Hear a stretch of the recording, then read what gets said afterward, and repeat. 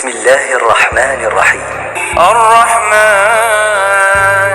علم القرآن خلق الإنسان علمه البيان الشمس والقمر بحسبان والنجم والشجر يسجدان والسماء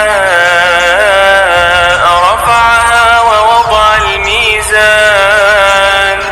ألا تطغوا في الميزان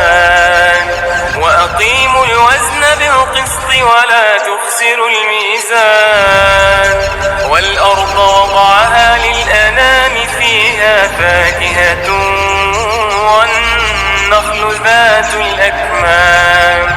والحب ذو العصف والريحان فبأي آلاء ربكما تكذبان